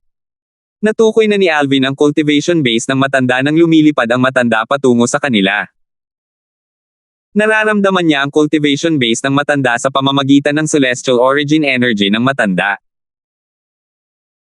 Bagamat isa na lamang si Alvin bilang isang 3-talent Celestial King ngayon, hindi naging mahirap para sa kanya na makilala ang aura ng isang 10 Direction Celestial King dahil naging pamilyar siya sa aura ng mapataas ang kanyang lakas gamit ang dati niyang nagagamit na Royal Grade Celestial Weapon.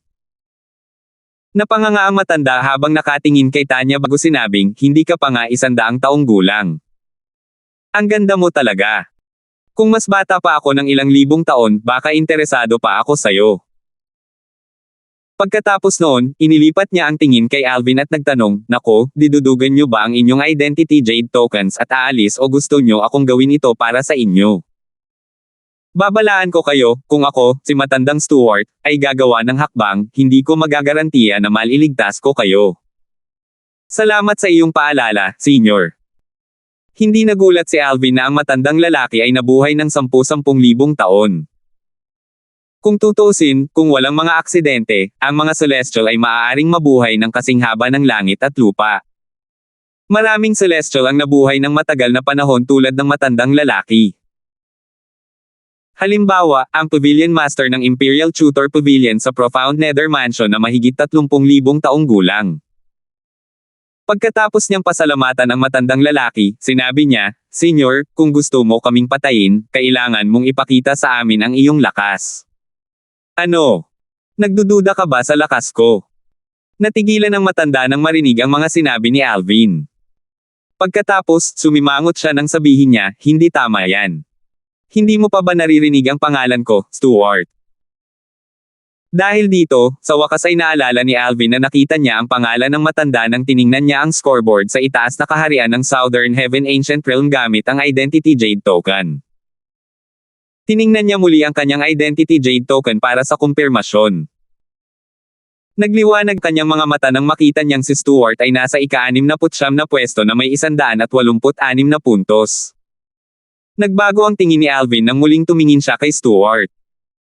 Ang tingin niya ay katulad ng kung paano tinitingnan ng isang mandaragit ang kanyang biktima. Lumalabas na ang senior ay nasa ika-69 na ranggo.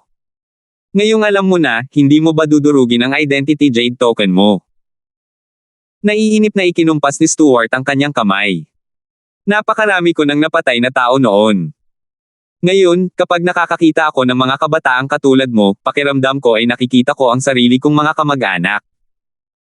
Kung hindi naman kailangan, ayoko talagang patayin ka.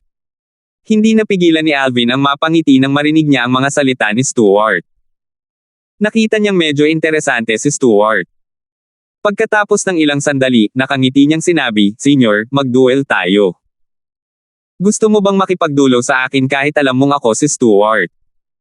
Tumaas ang kilay ni Stuart. Bahagyang naging seryoso ang ekspresyon niya sa sandaling ito.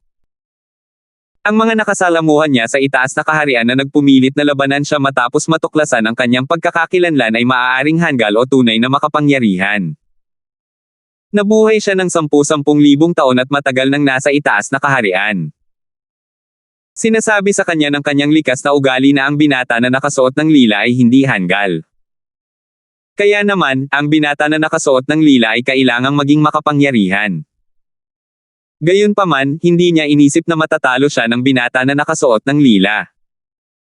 Si Stuart ay ding isang hari ng 10 direksyon sa langit 10,000 taon na ang nakalilipas. Mula noon, hindi na siya nagkaroon ng isa pang tagumpay.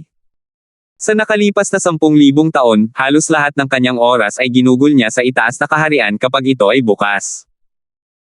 Dahil dito, pamilyar siya sa lahat ng nasa itaas na kaharian na may kakayahang talunin siya, at si Alvin ay hindi isa sa kanila. Nanatili ang ngiti sa mukha ni Alvin habang sinasabi niya, "Pakipaliwanag naman po, senyor." "Sige. Kung magpapatuloy ka sa pakikipaglaban, sasama ako." Pagkasabi ni Stuart, isang nagliliyab na enerhiya ang lumabas sa kanyang katawan. Batay dito, maliwanag na naunawaan niya ang batas ng apoy. Swoosh! Habang sumiklab ang apoy, isang malawak na sable ang lumitaw sa kamay ni Stuart. Kasabay nito, isang matalas na enerhiya ang dumaloy patungo kay Alvin. Mas malakas ang matandang Stuart na ito kaysa kay Wang Chen ng Wind Thunder Dao Sect. Bagamat hindi pa sila nagpapalitan ng suntok, masasabi ni Alvin na mas malakas ang matandang lalaki kaysa kay Wang Chen batay sa aura ng matandang lalaki. Ang tanging tanong niya ay kung naunawaan ba ni Stuart ang alinman sa mga lalim mula sa batas ng apoy hanggang sa unang yugto. Swoosh! Nag-teleport si Alvin palayo sa kanyang pwesto at muling lumitaw sa ibabaw ng matandang lalaki sa isang kisap mata lamang. Ang lalim ng teleportasyon ng batas ng kalawakan. Tumangala si Stuart, halatang gulat na gulat. Gayunpaman, halata na hindi siya natarante sa natuklasang ito. Bagamat hindi gaanong marami ang nakakaintindi sa batas ng kalawakan, hindi naman bihira na makatagpo ng mga nakakaintindi sa batas ng kalawakan.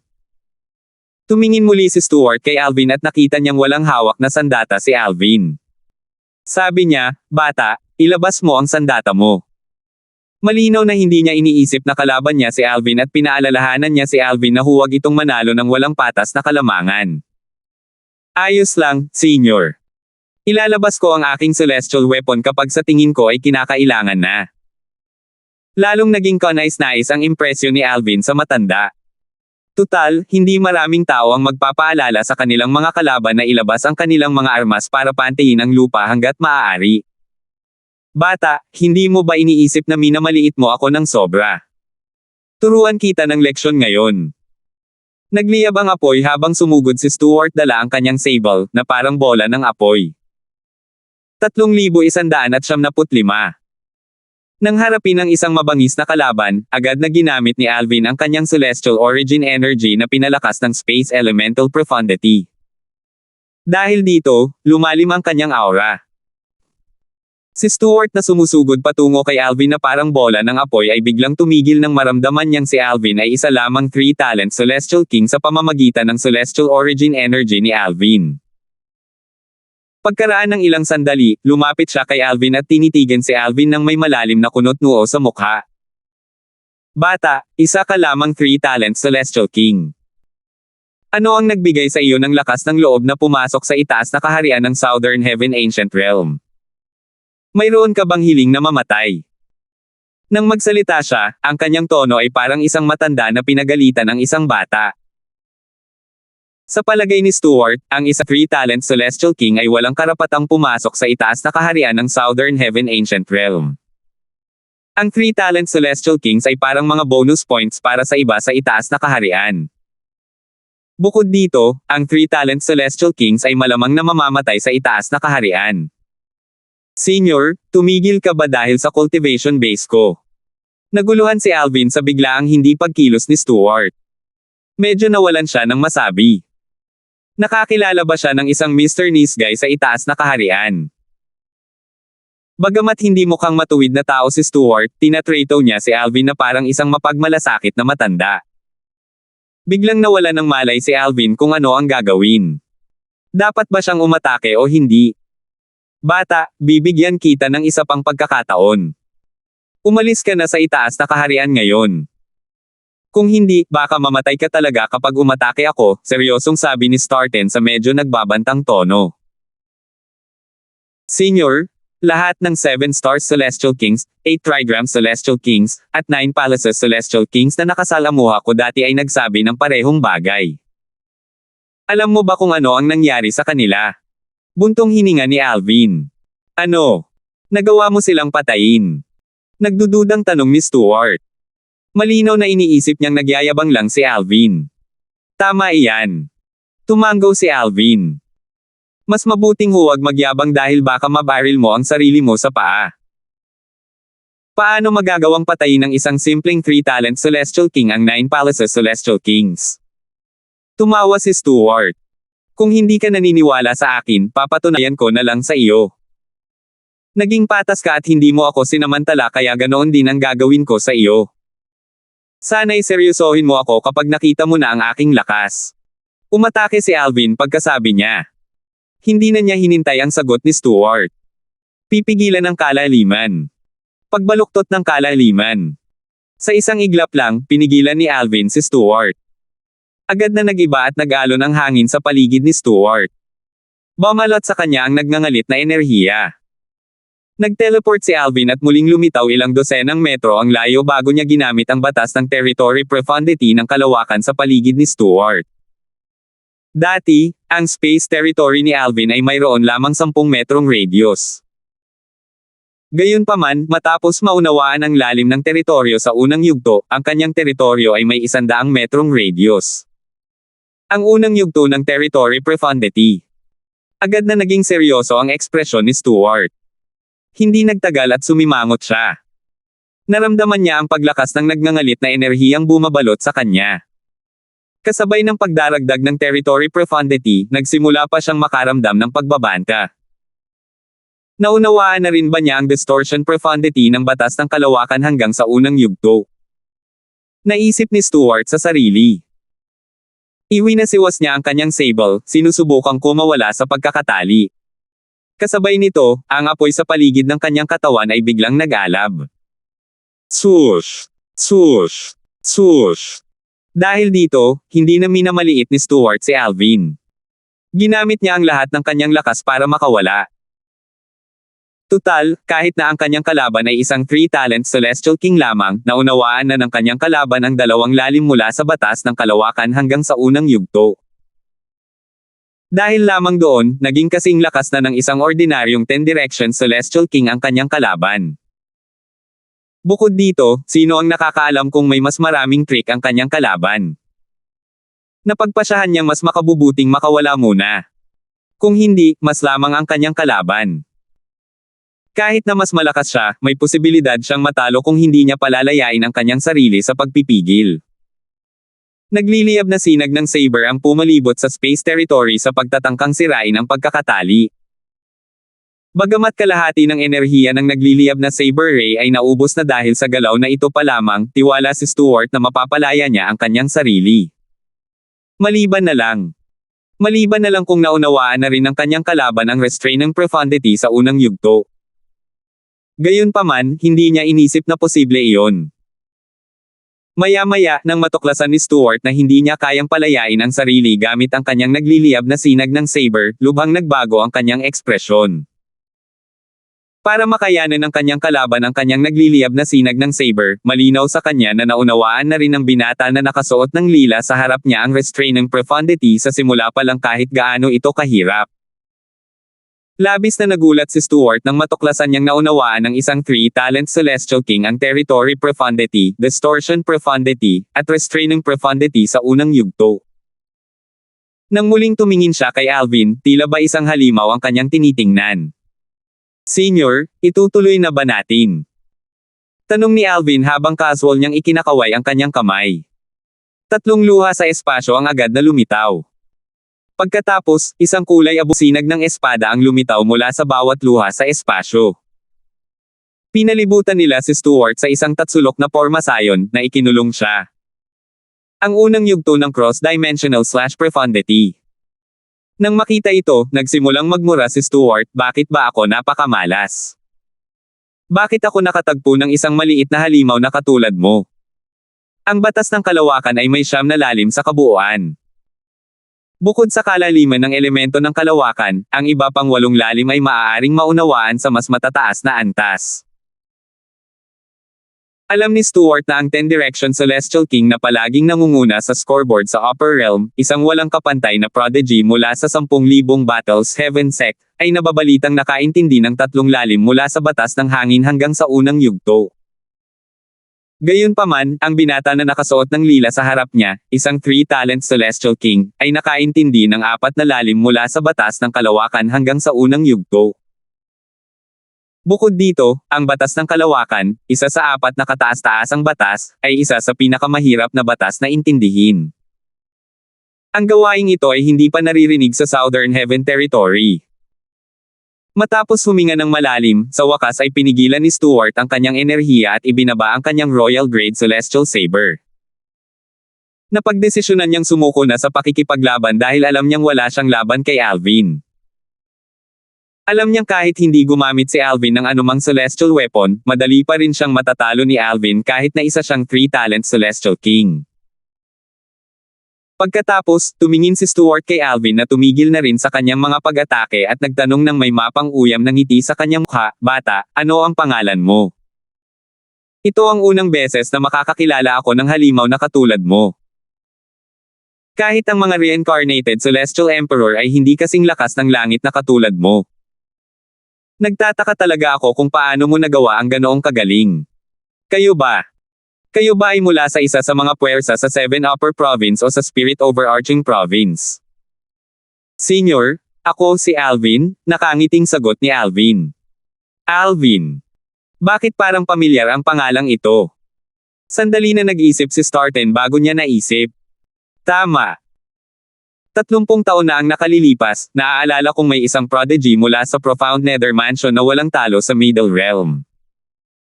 Ang pangalan ng prodigy na iyon ay Alvin din. Gayunpaman, hindi inisip ni Stuart na ang binata na nakasuot ng lila sa harap niya at ang prodigy mula sa Profound Nether Mansion ay iisang tao. Tutal, napakalaki ng agwat sa pagitan ng kanilang lakas.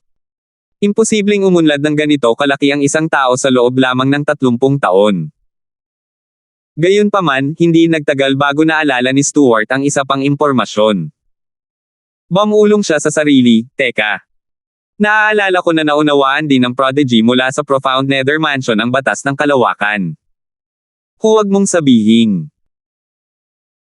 Kahit gaano pa ito ka-overwhelm, hindi napigilan ni Stuart na magtanong ng malalim, bata, kay ikaw ba si Alvin, ang prodigy mula sa Profound Nether Mansion na sumikat sa Southern Heaven Territory matapos makapasok sa Middle Realm 30 taon na ang nakalilipas. Sumagot si Alvin nang may bahagyang ngiti sa kanyang mukha, tama iyan, Senior. Narinig niya ang matandang lalaki na bumubulong sa kanyang sarili kanina kaya inaasahan na niya ang tanong na ito. Talaga. Nanlaki ang mga mata ni Stuart. Nang makabawi siya ng katinoan, umiling siya at sinabing, ang bawat henerasyon ay nagdadala ng mga bagong henyo. Tiyak na papalit ang bagong henerasyon sa luma. Ang iyong henerasyon ang mamamahala sa Southern Heaven Territory sa hinaharap. Tumingin muli si Stuart kay Alvin at sinabing, nako, sana makapasok ka sa top 10. Susubaybayan ko ang progreso mo mula sa labas. Pagkatapos niyang magsalita, inilabas niya ang kanyang Identity Jade Token at dinurog ito. Dahil doon, lahat ng puntos ni Stuart ay nailipat kay Alvin. Nakakatuwa naman itong si Stuart. Bulong ni Alvin sa sarili habang pinapanood ang pag-alis ni Stuart. Matapos mag-teleport si Alvin sa tabi ni Tanya, inilabas niya ang kanyang Identity Jade Token para tingnan ang kanyang mga puntos. Natuklasan niya na mayroon na siyang 223 puntos at mas mataas ang rango kaysa kay Stuart bago natalo si Stuart. Siya ngayon ay nasa ika-65 na pwesto sa scoreboard ng Upper Realm ng Southern Heaven Ancient Realm. Para naman kay Tanya, na may 60 puntos, bumaba siya ng isang pwesto sa ika-73 na pwesto sa scoreboard. Tanya, dapat mong kunin ang mga puntos ng susunod nating makakasalubong para mabawasan ang pagitan ng ating mga puntos, sabi ni Alvin habang hawak ni Tanya ang kanyang mga kamay. Tumanggo si Tanya. Sige. Makikinig si Tanya kay Brother Alvin. Samantala, ang mga nasa itaas na antas na nakasubaybay sa mga pagbabago sa scoreboard gamit ang kanilang Identity Jade Tokens ay nakatuklas ng bahagyang pagbabago sa rango. Salamat po at sinamahan ninyo ako, ingat lagi mga master.